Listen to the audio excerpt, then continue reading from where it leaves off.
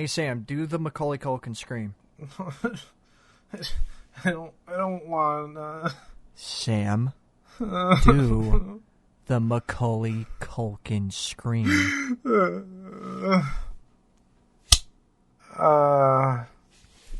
Sam, come on. That's not how you're supposed to do it. You're supposed to fucking do it like... Ah!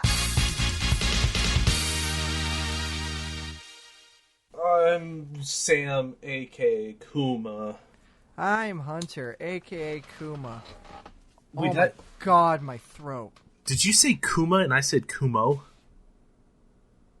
We got the... Who gives a shit? You know who we are. It's episode 5. Oh my God, it's episode 5. I don't care anymore. The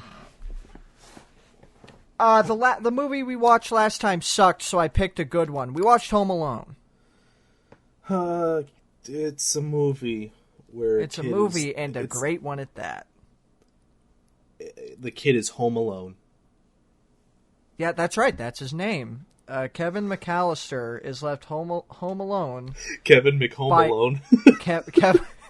Kevin McHome-alone is left home alone. Is left Kevin McAllister by his awful, horrible, no good mother, who treats him like shit, and he has to fight off a tiny Italian man and a taller, white guy, brush-headed man. Joe Pesci's in this movie. He exists. I would like to point out during watching, Hunter had to ask me, "Hey Sam, what mobster movie was Joe Pesci in?" And I had to respond with "Yeah." I asked that because I couldn't remember if he was in Godfather or Goodfellas. It's Goodfellas. I had a feeling. It's just, I don't know. Why do they both have to start with G? Why? What, just because it's gangster? So does that mean you get Godzilla confused with Goodfellas? Wait, you mean Joe Pesci isn't in Godzilla either? Oh, God. What have I been watching? So Hunter, why did you pick Home Alone again? Because the Power Ranger movie fucking sucked, and it was the only movie I saw on my shelf where I just went, that's gonna make me feel better. And you know what? It did. I love Home Alone. I'm very, very indifferent to this movie.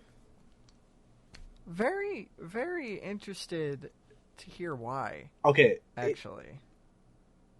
Okay, so... We're, just a quick sidelight. We're not going to have any stories for this shit.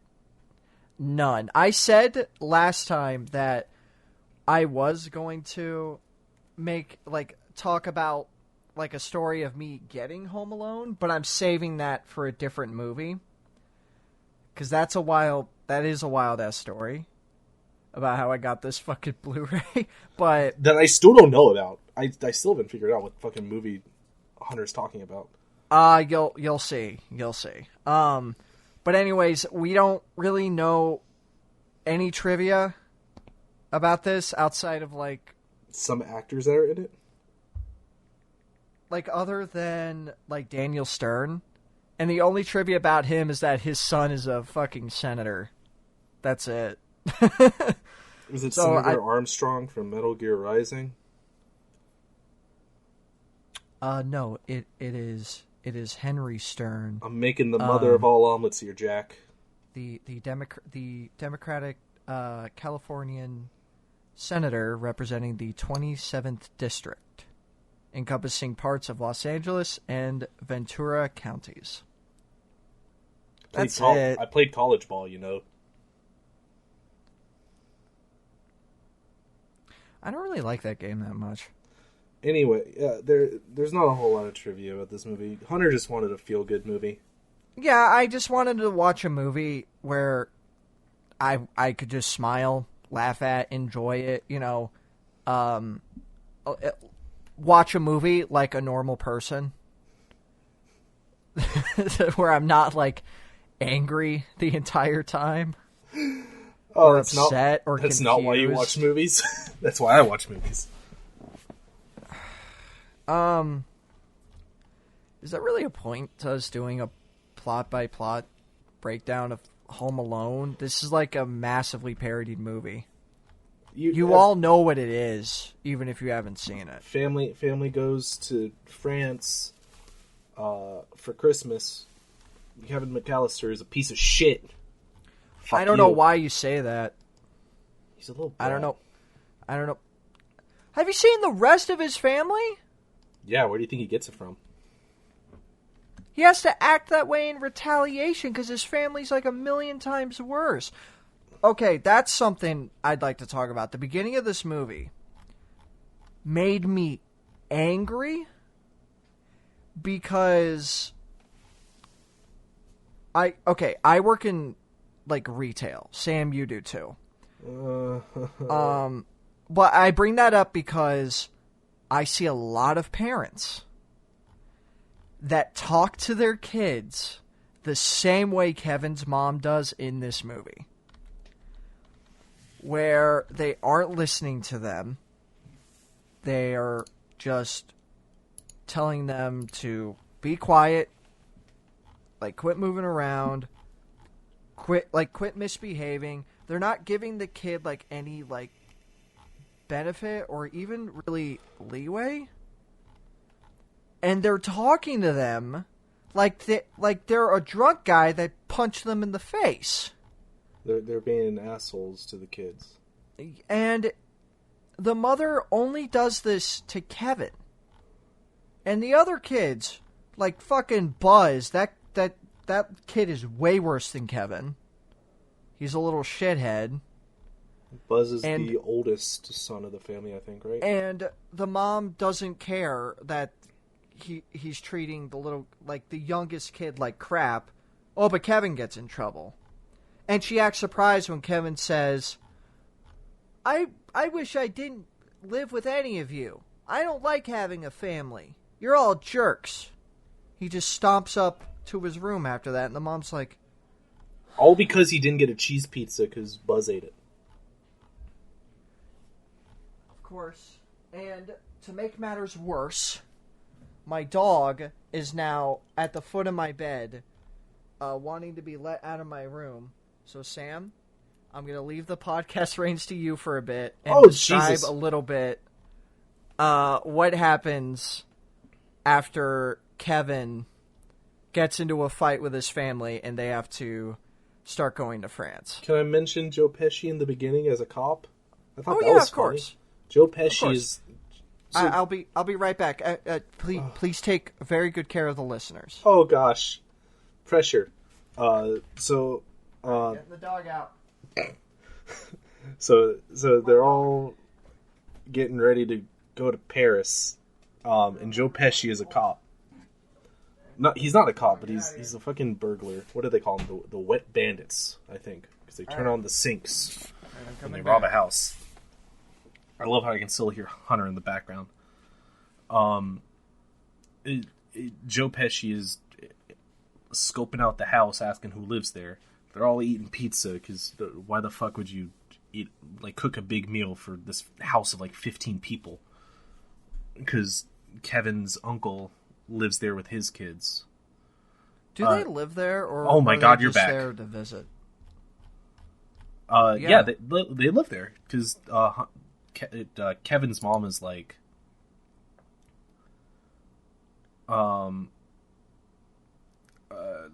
house. She says something about she says something to Kevin about oh, you're the worst. You're the most immature person in this house of 15 people, or something like that.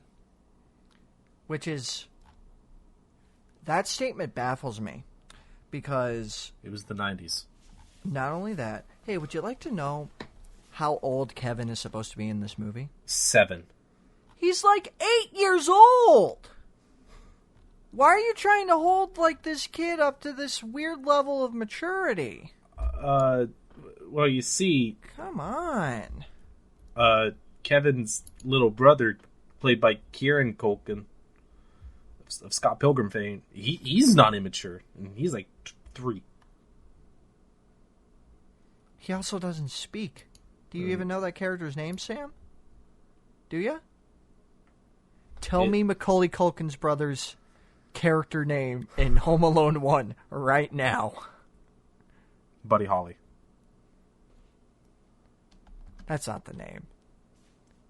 There's no way that's the name. George Stephanopoulos. Okay.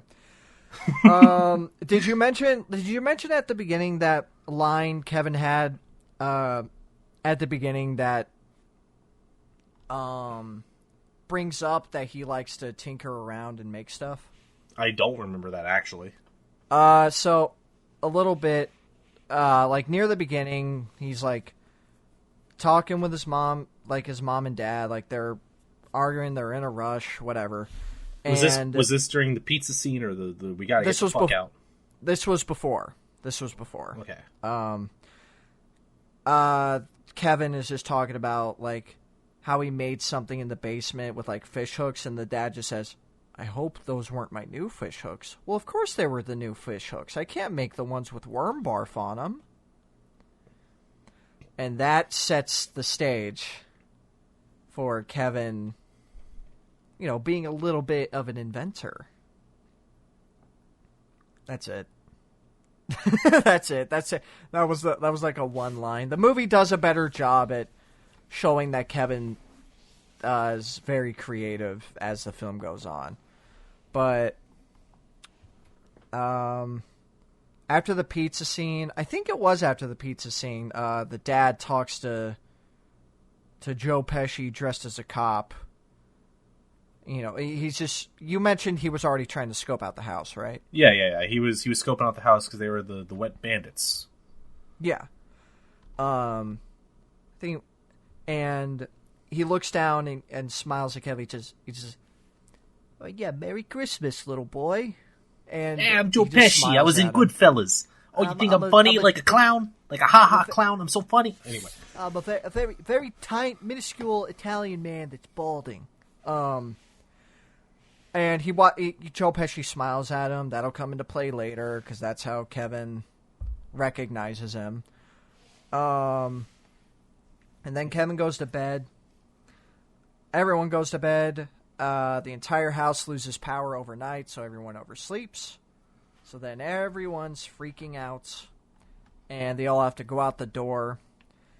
And this is when we meet our, I believe, your favorite character, Sam, the always popular and ever-present, oh my fucking God, annoying redheaded kid that won't shut the fuck up. Why did every movie in this era have one of those fucking brats? It's the same kid every single time. I'm convinced it's the same actor, like the same child actor in every single movie.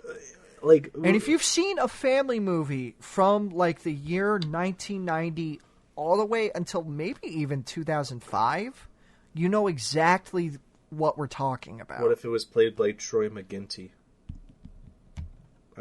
I just wanted to bring back Troy McGinty from Max Keebler.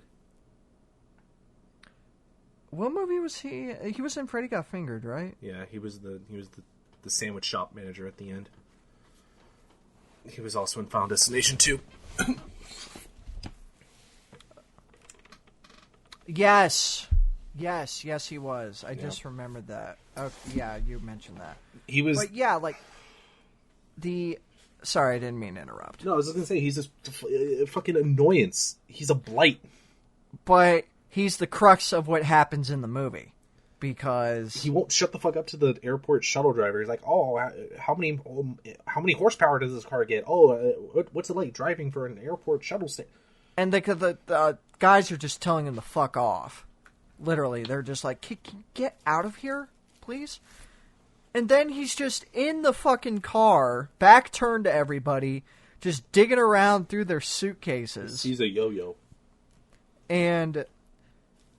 But it's important because when one of the either sisters or cousins or whatever, this giant entire fucking family tree of white people are doing, they're counting everyone's heads. She counts The red-haired kid's name, head. And so Kevin, everyone thinks they have, like, the whole crew. Kevin's so not just even leave. awake. They didn't even bother waking Kevin up. No, they didn't. Did we mention that he wished that his family would get a new family or something like that? I mentioned that he wished he just didn't have a family because they were all jerks. That was basically the gist of what he was saying. So everyone leaves, and they get on the plane, and the mom's like, I feel like we forgot something. What did we forget? Oh, well, maybe I didn't close the garage. I did. Did we leave the coffee maker on? Oh, the oven's on. Oh no. And the mom, which is really weird considering she legit thought she had everybody. So I don't even know how she correctly guesses his name, but she just looks up, wide-eyed, like she saw a ghost, and just yells, Kevin!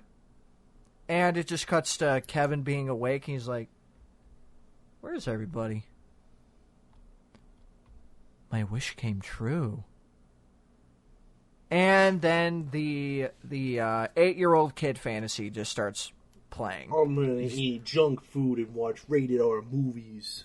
Yep, jumping on the parents' bed, let's be real. running around screaming. Let's be real. If this wasn't a fucking family movie, Kevin would have went straight to Skinamax.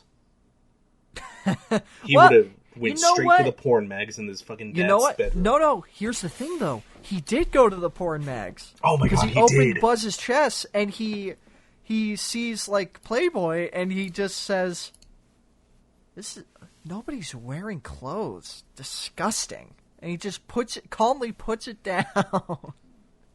Yeah, no 8-year-old would have reacted and like that. He just goes straight for all the junk food and everything. But yeah, it's what happened. It's what you think like would happen in like a kid's movie. Like, the parents aren't around. I could do whatever I want. I can stay up late. I can eat all the awful junk room. I can mess around with my older brother's stuff. No one's gonna stop me. It's great being a kid. Parents are lame.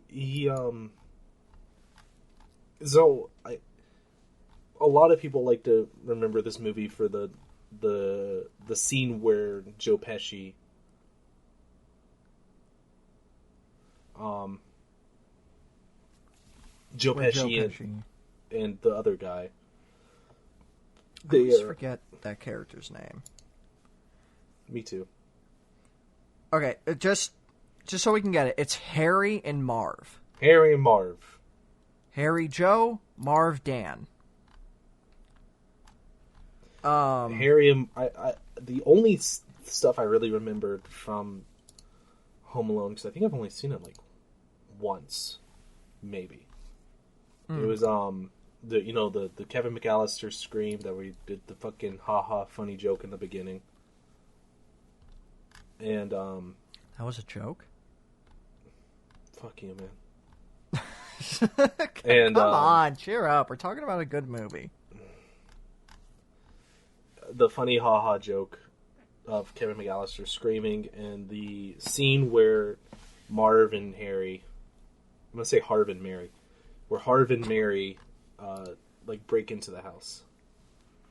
And they just get, their whole bodies just messed up. And for some reason, I thought the movie was just, Kevin having some fun Home Alone. Oh, he's sad that his parents are gone, and then Harv and Mary break into the house. I thought that was the movie. There's a lot more that happens in this movie. There's a lot more build-up. The funny thing is that Kevin doesn't really start missing his family until pretty decently into the movie. Yeah. Like, he's just completely okay with them, just not being there. The only thing he's, really scared of are the only things he's scared. I can't fucking talk, which is great when you're doing an audio fucking podcast. He's only afraid of the furnace that's in his basement. For one scene, though. Yeah, but they do it twice, and then it's for like a callback thing. It's to show, he's growing. Maybe, I don't know. It's again like a kid thing.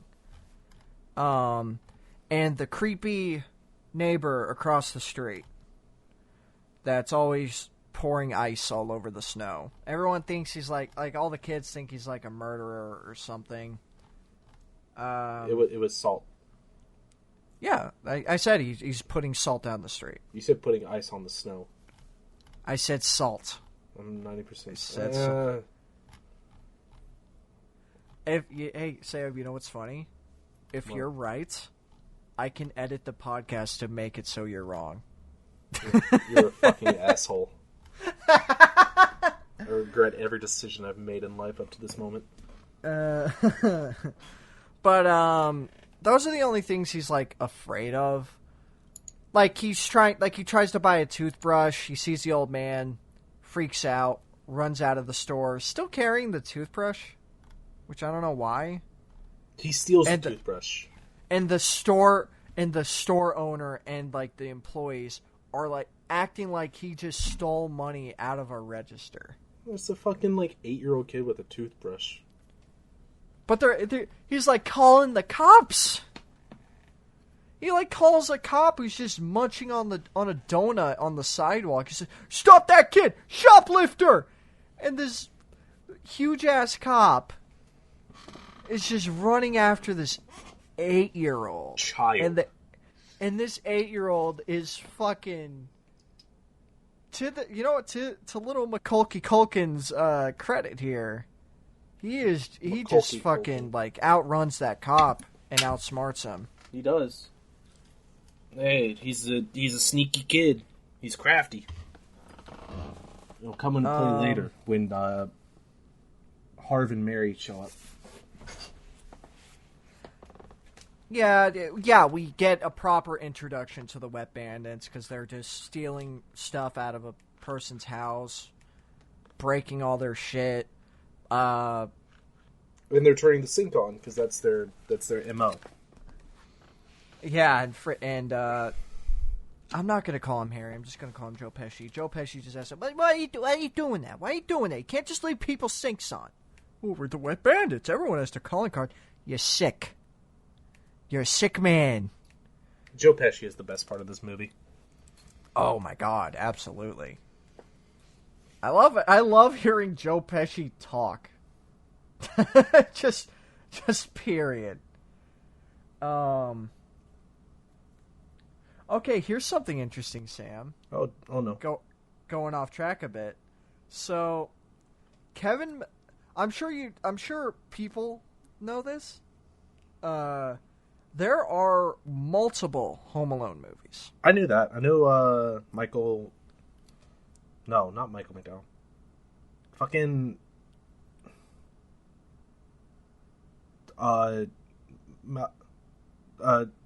Clockwork Orange. That dude.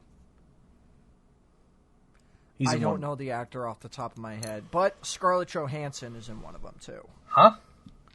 Yeah, she's in the third one. Is it Malcolm McDowell? I know he's in one of them. He was also in a Lunchable commercial. It is Malcolm McDowell. It's very, very weird. But Kevin McAllister does come back in Home Alone 4. Played by a completely different kid because you can't get Macaulay Culkin back because he's like... He's too busy. He's too busy showing up on Red Letter Media and AVGN. Well, I mean, this was 2002, so I think he would have been like... He would have been in like maybe his late teens, early 20s. Okay. But, somewhat of a big name. Maybe. Somewhat. He actually retired from acting for like a long time. I mean, he didn't really need to be in it. Well, kind of. I'm going to stop myself right now because I think there are better things we could do than talk about like Macaulay Culkin's life fucking story. Like the shitty fucking mom in this movie.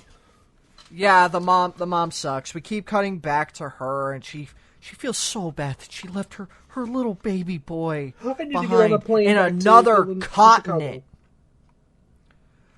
Yeah, we figured out it was Chicago before they even said anything. Because you saw the flag.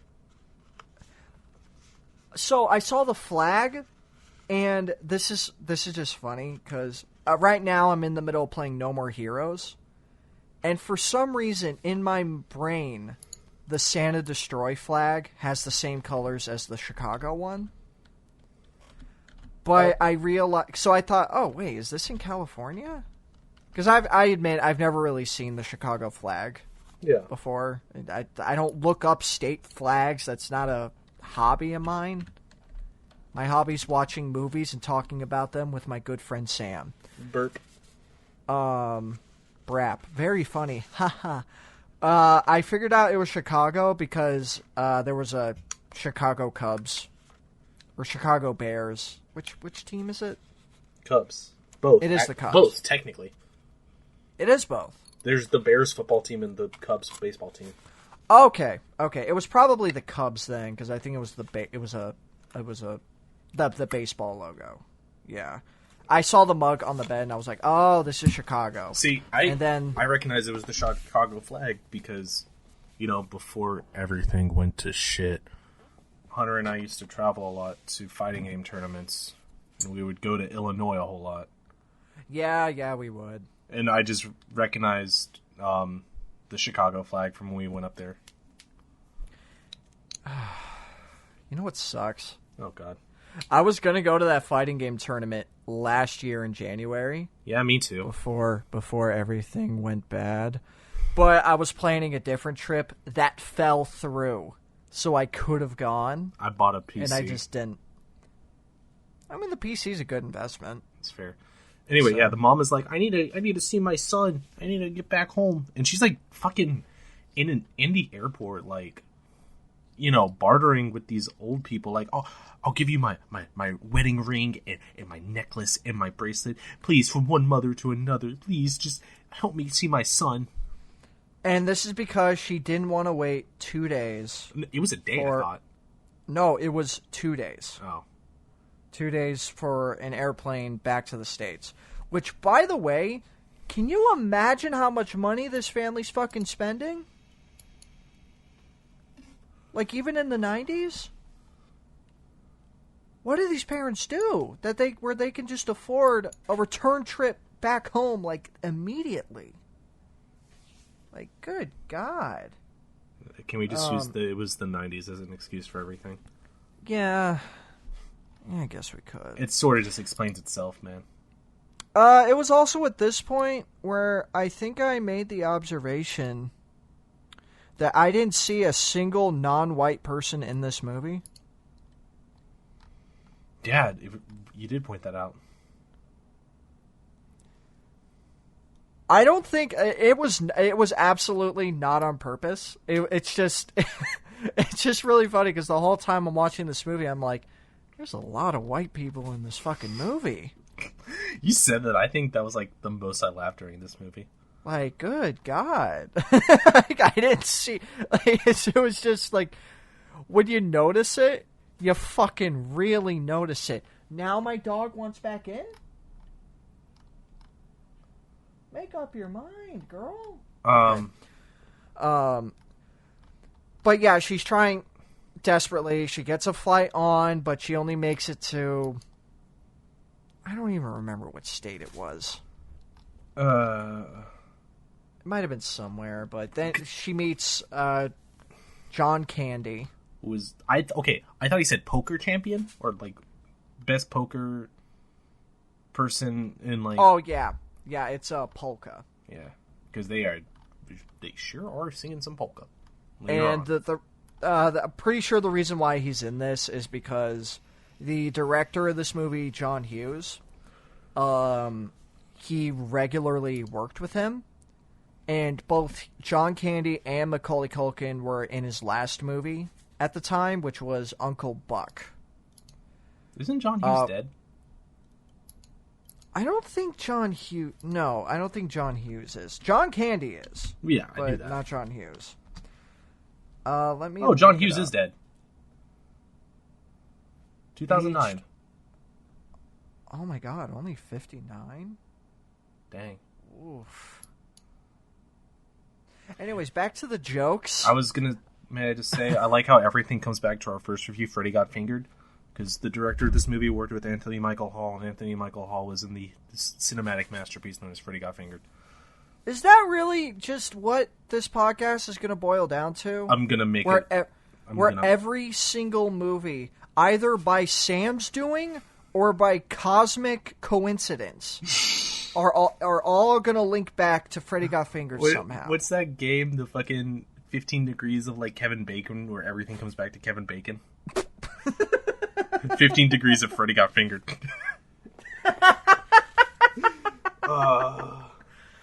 But yeah, that's her story. She's just trying to get back. Who cares? Back to Kevin. Throughout the movie, he's slowly starting to miss his family just because it's lonely in the house. He goes shopping. He's 8. He's still a kid. Because the whole point of the movie is to actually, like, value family and to treasure them, to talk to them, and to understand them. Which, to be real for a second, Sam, that's part of the reason why I love this movie a lot. That's fair. I have a very big soft spot for stuff about, like, familial, like, love and bonds. So like, that's why that strikes me. Like, that's no joke, everyone. I had tears in my eyes during the ending of this movie. Legitimately. When Hunter told me that, I said, "Aw, you bitch." Yeah, you fucking asshole. What was that about? I don't know. Felt like saying it. For, like, the first time in, like, this entire podcast thing, I was having, like, a real, genuine, emotional, like, resonance. And Sam calls me a bitch. Who else but Sam? But, okay. Sam, talk about the Wet Bandits for a sec. Oh, jeez. Because I gotta let my fucking dog in. Because the dog can't decide if she wants to stay in here or not. So all throughout the movie, Kevin's been a little shit. He's terrorized a fucking pizza delivery guy. You all know the scene. The fucking keep the change, you filthy animal. He. Please be good. Please be good, little dog. Hunter's having a time right now. There's a movie, I forget what it's called. It's a fake movie, but he loves it, and he does a bit with the Wet Bandits because they tail him home one day.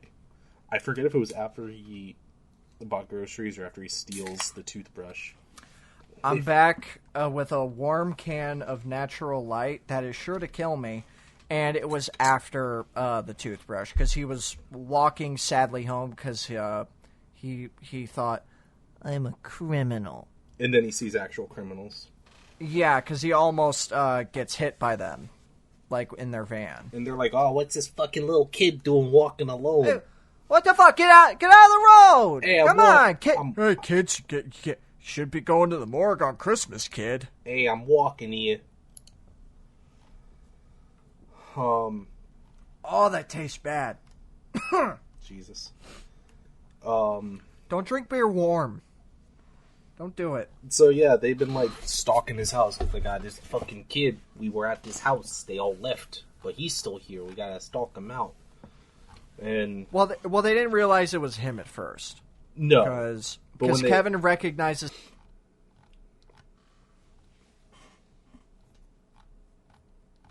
Officer and gave him the same smile.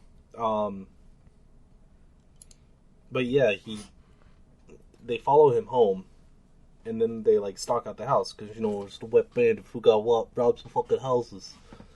And this is before they, like, break in, but Kevin just, like, fucks with them for a bit. Because he has like why does that house have so many mannequins? There are like four different mannequins. Not even like, for like sewing or anything. Like mannequins you would see in a department store. I don't know, and this raises a very, very funny question I want to pose to you, Sam. What do you think Kevin McAllister's parents do for a living? Oil. Oil? In Chicago. What is Chicago known for? His dad's the fucking owner of the Bears. Who knows? I don't know. Snow. That's it. Oh, rock and roll. I know that. Like, they're a big music city. But yeah, and there's a cardboard cutout of Michael Jordan, and which is it's probably like the brothers. You think Michael Jordan got paid for that? Oh, 100%. They 100% had to pay a license fee for that. Because this was like 1990. It was 90. That was still like height of like Jordan's fame. Because he played for the Bulls, which I think is Chicago, isn't it? Yeah, that's Chicago. Okay, yeah. So there's a local tie to it. I like Michael Jordan because he played for UNC. Go Tar Heels, North Carolina, baby. I liked him because he played golf. I know a fun story about Michael Jordan that I heard from my coworker, and I don't know if that's true. You know why he played baseball? Why did he play baseball? He got into a lot of gambling debt. Or trouble for gambling. I don't think it was debt. And you can't gamble when you're in the NBA or something like that. So instead of so was he like legit suspended? He was like not officially suspended, but he played baseball for the 2 years that he was suspended or something like that. Wasn't he really bad? Yeah. I think he played for the White Sox. Ooh, that's like a bigger team too. I don't think so.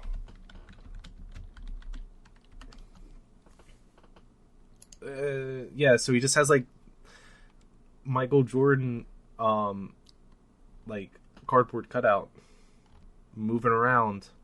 It's supposed to simulate like a family, like a party, moving around. This is before the Wet Bandits realized Kevin lives there. By the way, I want to make that clear, because after that, the two dumb shits. Like, he knows they're coming because the dumb motherfuckers are talking about, like, hitting up the house in broad daylight, which friggin' Joe Pesci doing his Italian man, yelling in the middle of the street. Oh, he did. We're gonna hit this house at 9 p.m. Danny, tell your fucking senator son to stay out of my business. And after that, he does a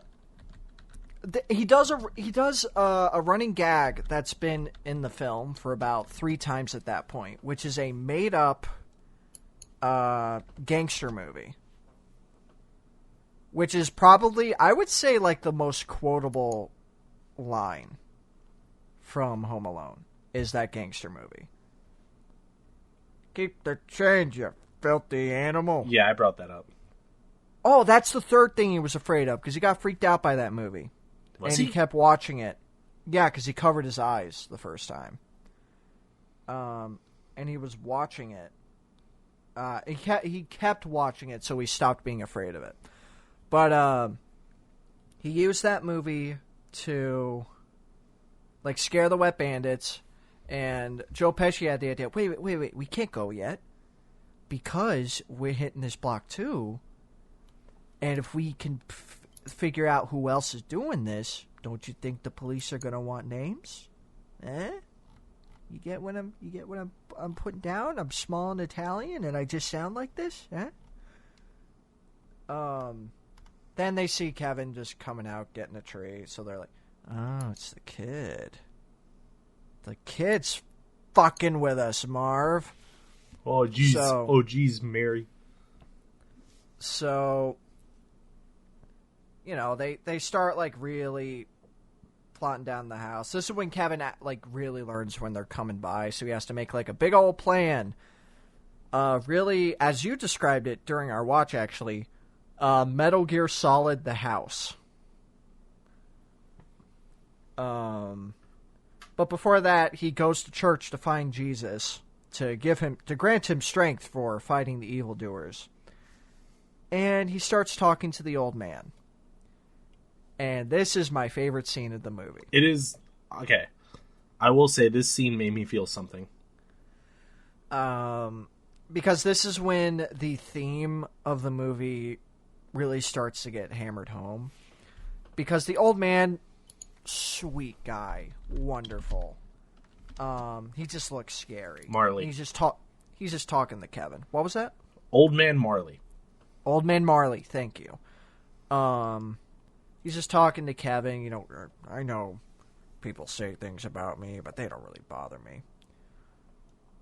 And he's talking about church. It is a little bit like religiously preachy because like, it's a little heavy-handed. Find forgiveness and you find strength. But when it gets to like the family stuff, that's when it really starts to hit. Because he's there to see his granddaughter sing in the choir to, by the way, an empty ass church. There are like maybe 12 people on Christmas Eve. Have you ever been to a church on Christmas Eve, Sam? Yeah, sadly, yes. Yeah, I have too. They're fucking packed on Christmas Eve. Like, it's like a bunch of people there. I would like to say Marley was played by Robert Blossom, who was most famously known for Christine. His role in Christine, where he played George LeBay, who sold Christine to the kid. He was in Christine? Yeah, I told you this. He was the old man in Christine that sold Christine. Oh, yeah, right. And, okay, yeah, and that's when I made, like, the joke that, like, there's a lot of that guy in the movie. And if you don't know what I mean by that guy, it's when you're watching a movie and you see an actor and you go, oh, he looks familiar. You look him up and you click on his actor and you go, oh, he's that guy. Yes, yeah. You mainly see that guy, like actors in a lot of 80s and 90s movies. Because, like, there's, like, a weird example, and I'm sorry I keep derailing this because I do want to talk about this scene. Like, there are, like, comedy and drama actors in, like, stuff that's, like, 80s horror. Or stuff like that. Like, there's, like, a comedian in, like, the Blob remake. Yeah. And shit, shit like that. Just dudes who are either typecast, like, there's an actor that was in a ton of, like, 80s and 90s movies where his only role was to play a bum. He played a bum in every movie he was in. Can you imagine being that? Like, your job for everything you've ever been in is to play the bum. There's an actor who is in Friday the 13th Part 4, and he's like, he's I don't know if you've seen the scene or have heard about it. It's those damn enchiladas where he just like takes a shit in a porta potty and gets killed in there. Oh, that was Friday the 13th? Yeah. I keep confusing that scene. Like, I keep thinking that's from Return of the Living Dead. So, it's funny you say that, because that actor is in Return of the Living Dead. He is! He is in that movie. It's that guy syndrome. Like, oh, it's that guy. Anyways, he's just talking to Kevin, and, he's mainly there because Kevin's like, I'm sad, I'm a little scared. I'm sad my family's gone. Because he thought, because he's 8, he thought his wish, like, made his family go away.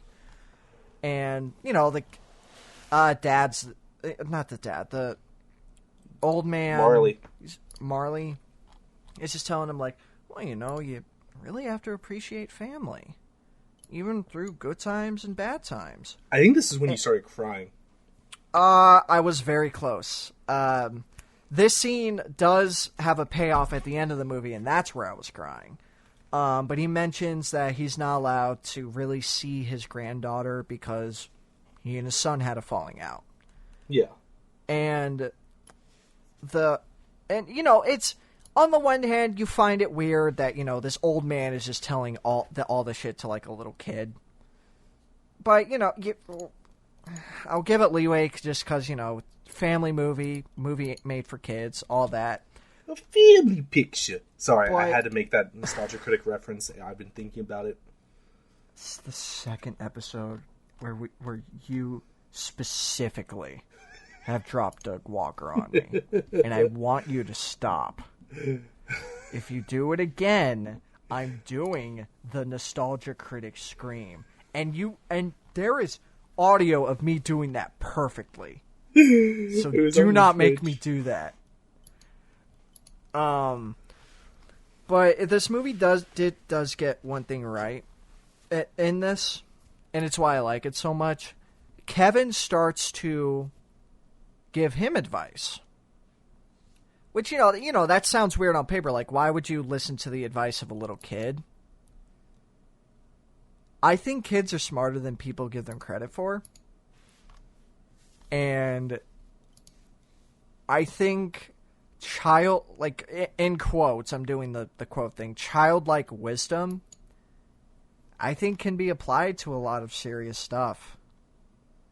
Because sometimes the solution to a thing is that simple. And all Kevin just tells him, like, well, why don't you try talking to him? Well, what if he doesn't want to talk to me? Well, if he doesn't, he doesn't. But I'm sure he would still know. Sure, he would like to know that you still care. The old man basically nods, almost prophetically says, well, you have somewhere to be right now. Run along. And Kevin does run along to his home and basically turns it into a fucking war zone. Because I think there's another scene where Mary and Harv show up again, right? Maybe. I think so. I don't remember off the top of my head. At the time of recording this, by the way, we've watched this movie like days ago. So a lot of this we are trying to... Balloons tower defense.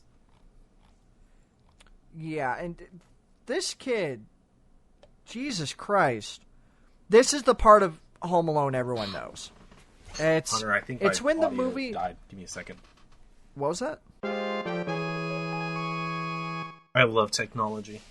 Hey Sam, remember that the first 2 episodes of the podcast where everything went perfectly? No. I sure do. It was great. Freddy got fingered. Yeah, Freddy got fingered. Final Destination.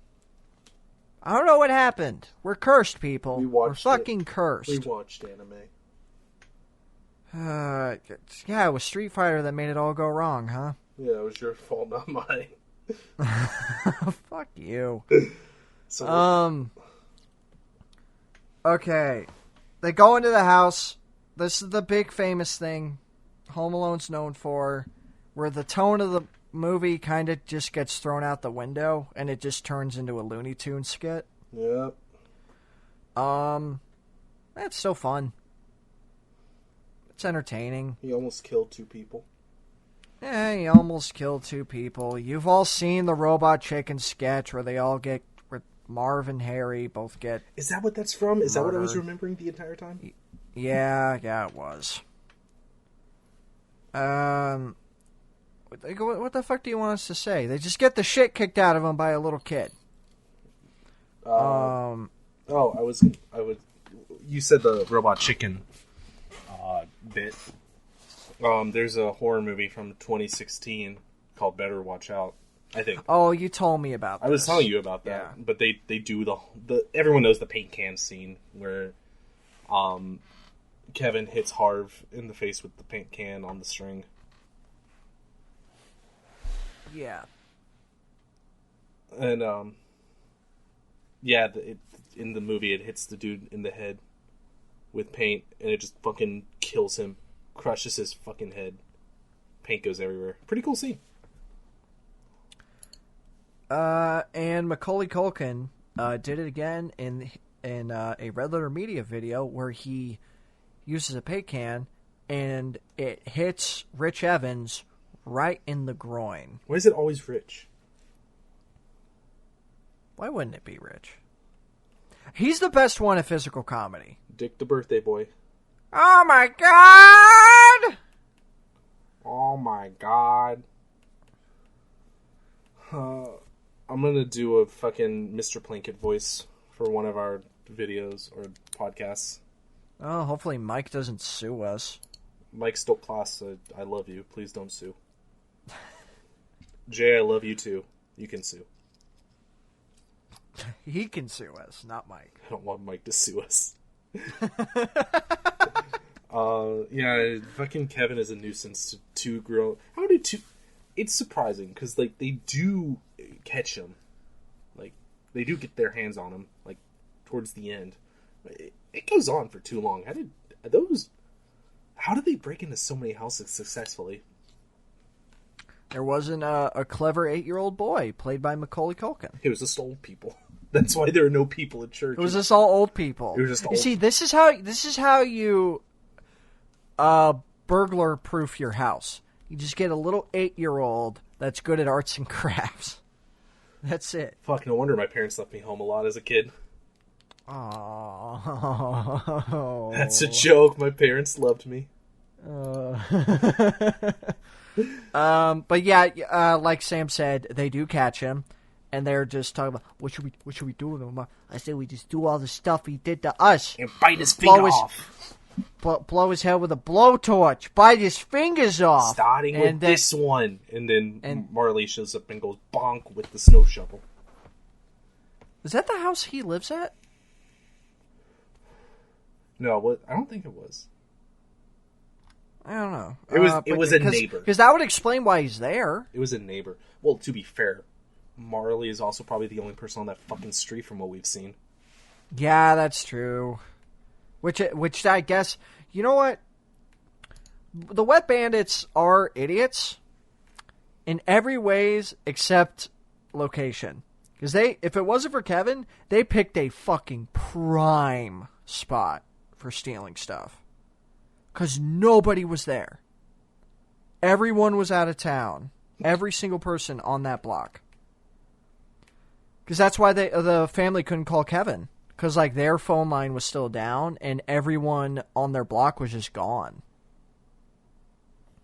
But it had to be that pesky Kamali Mulkin and his genius level intellect. And they get taken away. Police officer says, "Oh yeah, it's you guys. Interesting calling card." All the wet fosters. Yeah, we're the Wet Bandits. Oh yeah, because the only reason the police knew was because like every house that they were at during that fucking hijinks, their sink was running. And Joe Pesci's pissed. Just tells him that, "Shut up, Marv." I don't remember if he was Marv. Or, shut up, Dan. Yeah, shut up, Harv. Go call your senator's son and get us out of here. And then, all the while, the mom is on, like, a fucking van ride. With John Candy and his polka band. And she's just saying, "I'm a terrible mother. I'm a terrible mother." At least she knows And I just yelled, "Yes! You are! You're bad!" And John Candy tries to make her feel better by saying, "Oh, that guy over there? He's never even met his kids. I left my kids at a funeral parlor." Did he actually say that?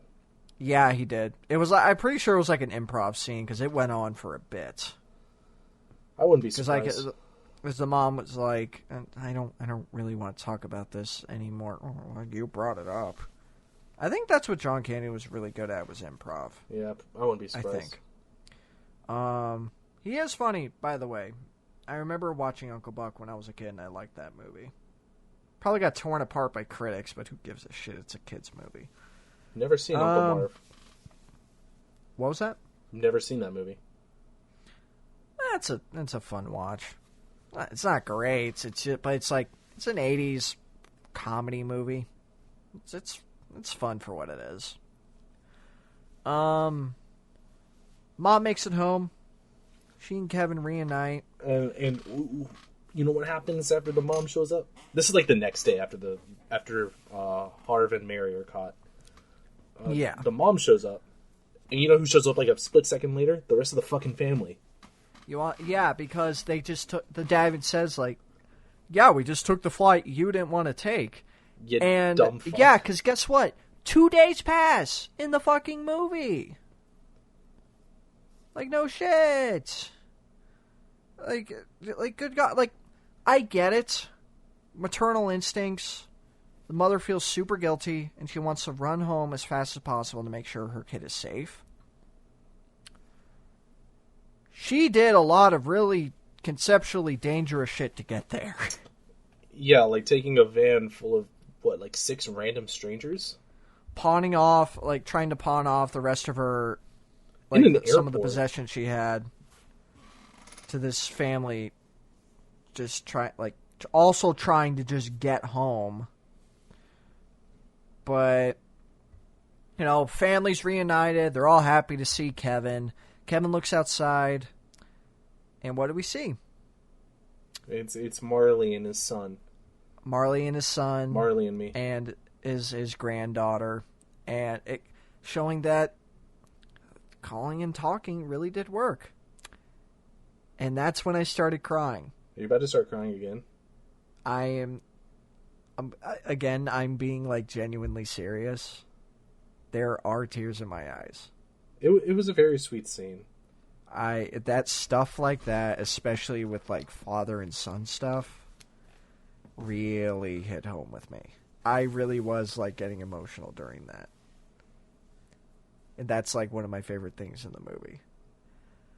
And it ends with Buzz yelling, Kevin, what you doing in my room?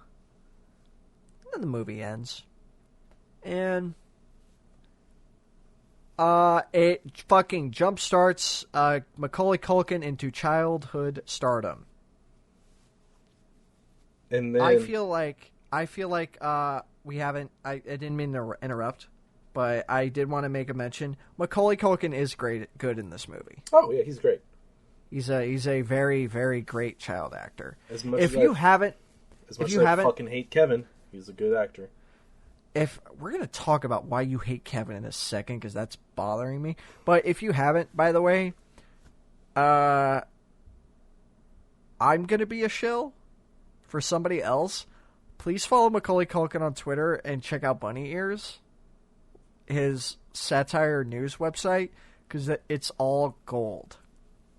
He's really funny. He really, really is. I didn't even know he had a parody website.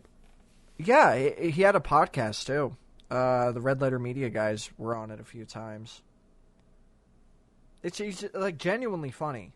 Pro wrestling fan, too. Huh. He actually had a he had a beef with Goldberg. Huh. It was really funny. But hey Sam, let's talk about why you're wrong for not liking Kevin. I thought it was annoying. How so? He's 8. He's a child. Okay. Are you gonna be that person that watches a kid's cartoon and gets mad at the little kid that's in it? No, not all the time. Keyword all the time.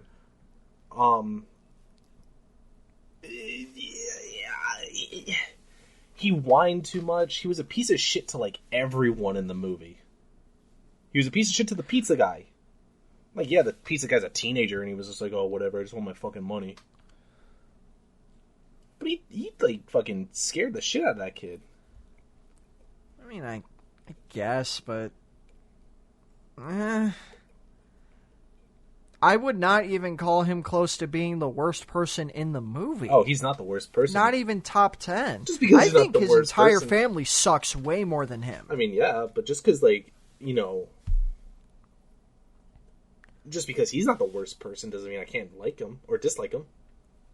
But I don't really... When you say, everyone in the movie, who exactly do you mean? Besides the pizza guy? Everyone... Okay, I just bumped the mic. Have fun with that, fucker. Because, like, if you're going to mention, like, the pizza thing, like, Buzz was being a shitty asshole. That pizza guy deserved better. Practically, instigated that fight. You want to know who, like, the fucking worst person in this movie was the fucking uncle. Oh, yeah. He calls him, like, a little jerk. Yeah, that ruins everything. Which that is a big thing with me. You should never insult a kid like that. I don't give a shit how mad you are. You don't ever say something like that. That got under my fucking skin. And he was also being an asshole on the plane because, like, the mom, I know we've stated multiple times that, like, we don't like the mom because she sucks, but, like, she's freaking out about her kid, and the fucking uncle just says, well, you know, I lost my glasses once. Oh, yeah, the uncle did suck. He was the worst person in the movie. Even Kevin, when he was, like, talking to, like, a mall Santa about, like, wishing his family, like, telling him to tell the real Santa to bring his family back, he said, bring, you know, all my family back, and if he has time, my uncle too. That kind of stuff makes me like Kevin. And again, like, I will give the leeway because he's 8 years old. And it's a kid's movie. I think we're only really seeing the annoying side of it because we're not his age. That's fair. Because if we were, like, little kids, we would be like, ah, fuck yeah, that's what I would do.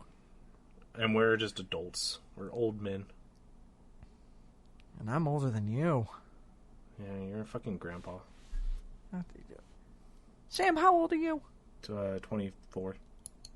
I'm only 26. I'm 2 years older than you. Well, you see, Hunter, working at has aged me so much more. I'm gonna have to bleep that. I don't think we should put our actual professions on the record. Working at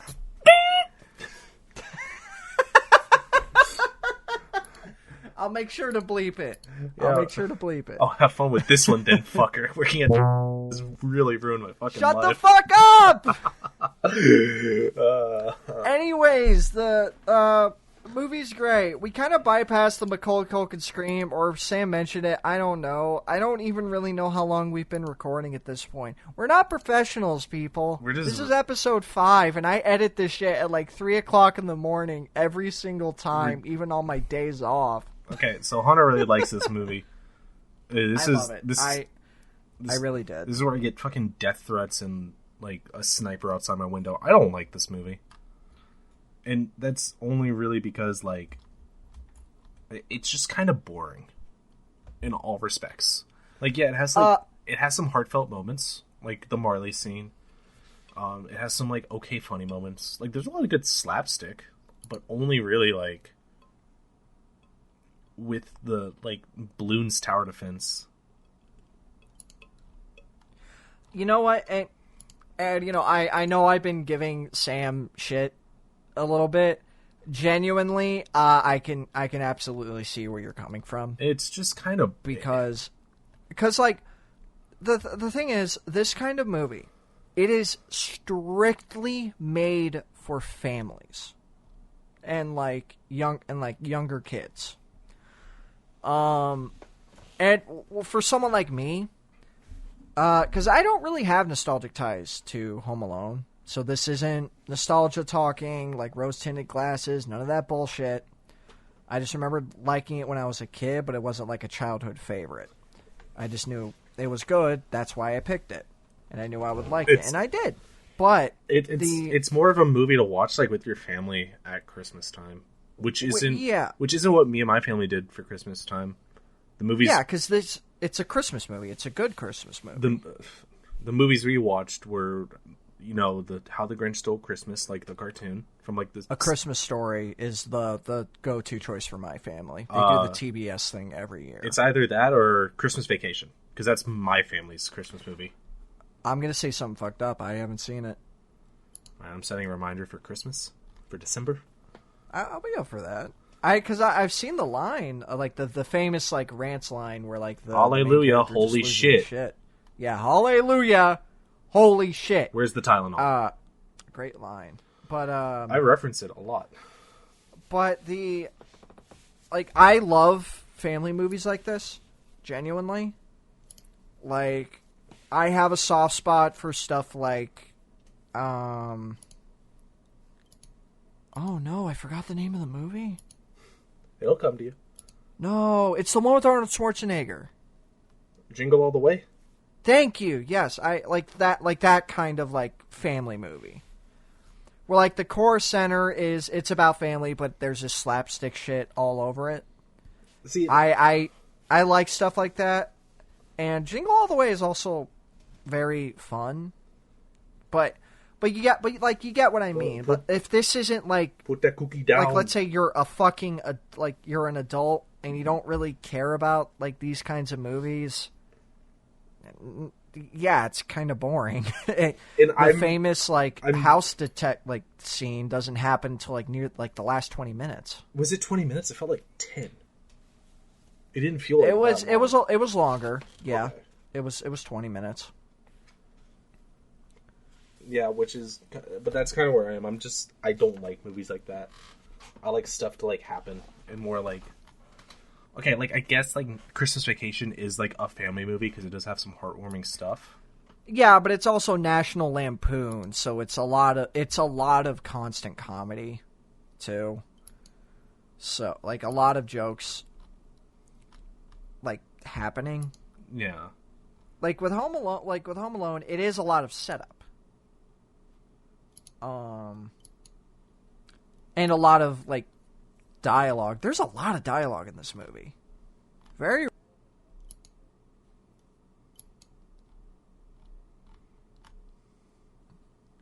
But I mean, yeah, I know I've been giving Sam shit and busting their balls about this, but genuinely, I absolutely see where you're coming from. Yeah.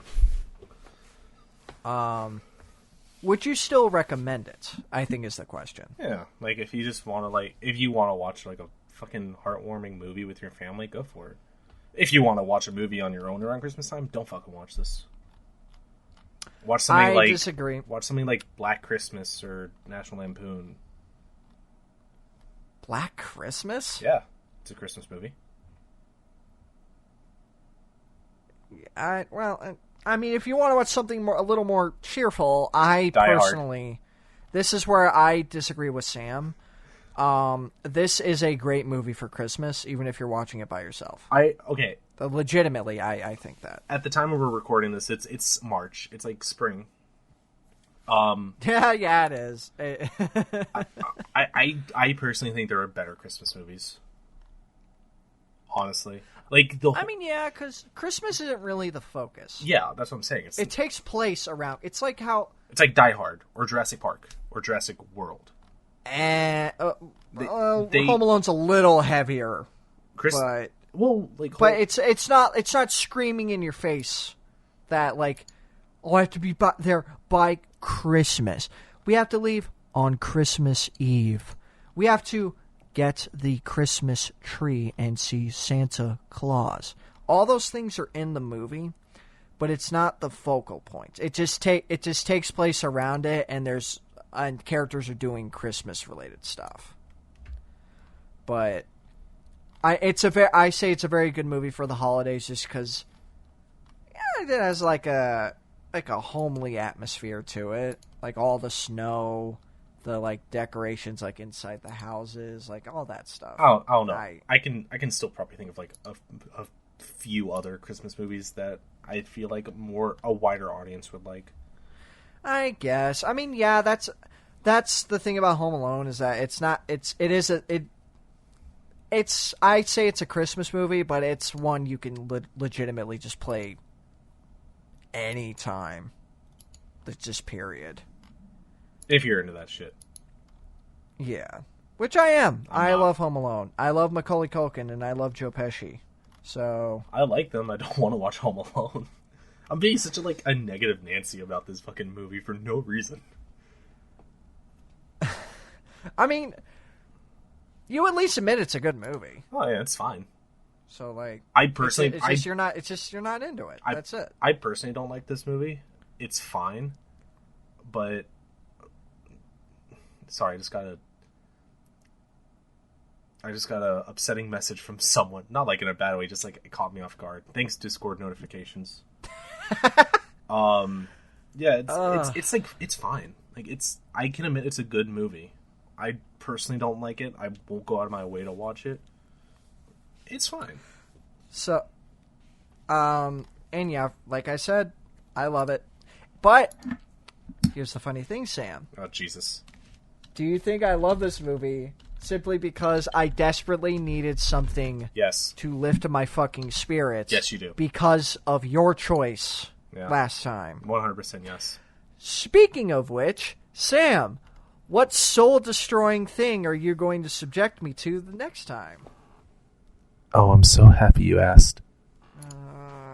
So I even said, like, after we finished watching it, I was like, oh man, I gotta think of something fucked up for you to watch, because yeah, that I forgot about that. You were upset because the movie was too good. Like, not like good in like a movie sense, like a good good feeling sort of sense. Hunter, I'm gonna recommend to you a classic 1970s Italian movie that is well known. We are gonna watch Cannibal Holocaust. Are you fucking kidding me, Sam? Yeah, I am. April Fool's fucker. Oh my god. We're not gonna watch that. Oh, thank you, God. I'm putting this on the record right fucking now. No, ever, period. No. Never watching that. No, we're gonna watch a movie that you and I have actually talked about and shown interest in. And it's a brand new movie. Hunter, we're gonna watch King Kong versus Godzilla. Godzilla versus King Kong. Oh, okay. Oh, that's much better. Yeah, that's perfectly fine. And what's great is, thanks COVID, we can watch it on HBO Max. We don't actually have to go to a fucking movie theater. The one good... Yay! We don't have to die seeing a movie! It's wonderful. At least in America. I know other countries are okay for movie theaters now. That's funny, because I actually almost did die at a movie theater. What? There's some gunshots in a movie theater, like, an hour before... Not an hour, like 30 minutes before I got there. Oh my god. I was, like, running... No one was injured, thankfully. But it was just like oh shit, if I was, like, on time for that movie, I would have fucking been a wild ride. Jesus Christ. It wasn't Dark Knight, was it? That was Arizona, Hunter. Fuck no, I live in North Carolina. I didn't know it was in Arizona. Yeah, it was Arizona. No, it was... I can't remember. But it was like a late night showing for something. Holy shit, dude. Hunter, where can the people find you? Twitter.com/spider/. And? I get, like, upset every time I say this now. Twitch.tv/spider/. Fucker, I'm not talking about your stream. I'm talking about your website.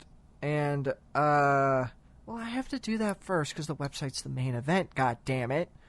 And spiderslash.com. I finally did get through the Duke Nukem DLC. Funnily enough, I hope you don't mind that I talk about this for a sec. Take as much time as you need. It was literally like 4 hours. That's it. Really? For the DLC. It's short. And it's good! That's stupid about it. Named that review the 5 stages of grief. Because that is what I was feeling the entire time I was playing Duke Nukem Forever. Fuck you, Randy Pitchford. Fuck you, Gearbox Software. Give fucking Duke Nukem back to 3D Realms. I don't care if they sold it to you. Sell it back if you're not doing anything with them, you fucking losers. Right now, there are 2... I'm bouncing between 2 reviews right now over which one I want to do first. I'm either going to do No More Heroes 1, because I'm a big fan of No More Heroes, and the third one comes out this year, and I would like to get a review out for 1 and 2 before it comes out. And this came out 2 days ago. No, it came out yesterday. Retromania Wrestling. That game is wonderful, and I've been waiting for it for like over a year because the console version got delayed by a couple weeks. I've been playing it on the Switch. I am a big fan of it, actually. It's like some stuff they can improve on, but it's wonderful. It's like fucking an RPG, right? No, it's an arcade style wrestling game. Okay. Like it's a sequel to an older WWF game by Data East, I think, and the developers, because Data East I think went under, and some holdings company owns all their IPs in the name. They actually bought that franchise from them, and they made a whole new sequel for it. There's not really any WWE guys in it. Kind of a couple older wrestlers that wrestled there, but it's a lot of independent and former WWE guys. I see. A lot of people I like. So I've been playing that, and I've been fucking loving it. I don't know if you're like a wrestling game fan, but I would recommend it to you, Sam, because it's very fun. I see. I might check it out. Anyways, I am long-winded and I suck. Sam, where can they find you? Twitter.com/StrongerKuma and Twitch.tv/SammyKuma. Since you fucking rambled about a shitty video game, I'm gonna ramble about a shitty video game. I started playing Monster Hunter. Started playing Monster Hunter Rise. Shit fucking comes and slaps and shits and farts. It is amazing. I've been playing that too. Actually, I'm a big fan. Big first Monster Hunter. I'm probably gonna be streaming that, a lot on my Twitch. Also on my Twitch, Hunter makes appearances sometimes. I've been trying to teach Hunter how to play Yu-Gi-Oh. The first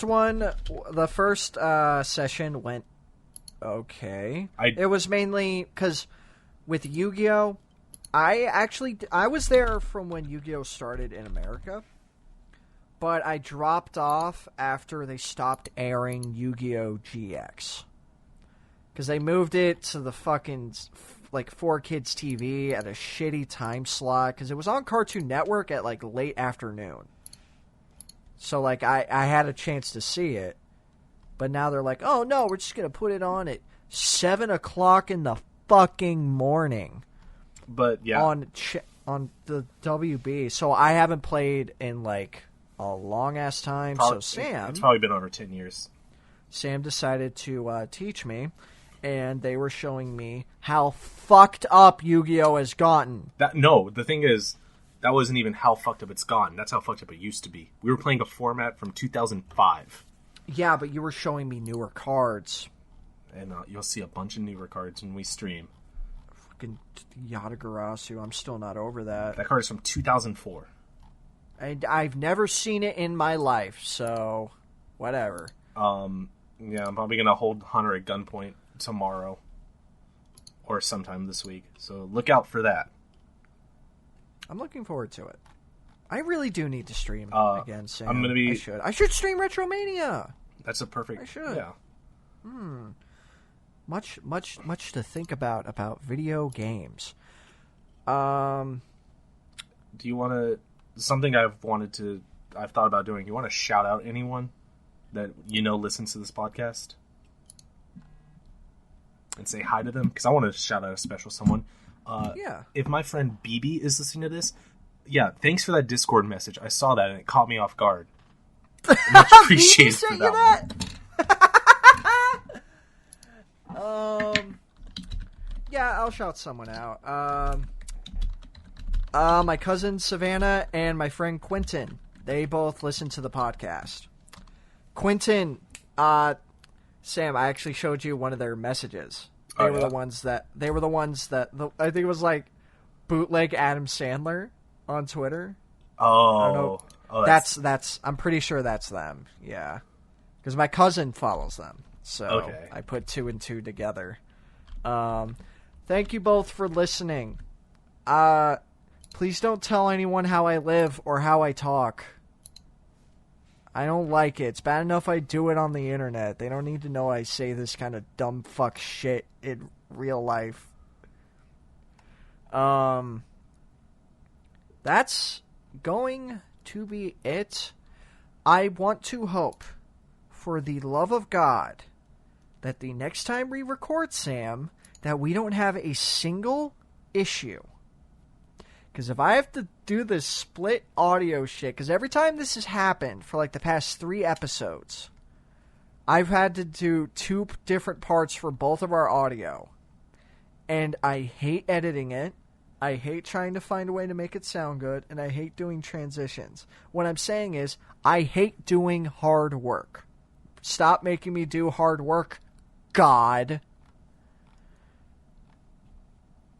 Kevin McAllister killed people.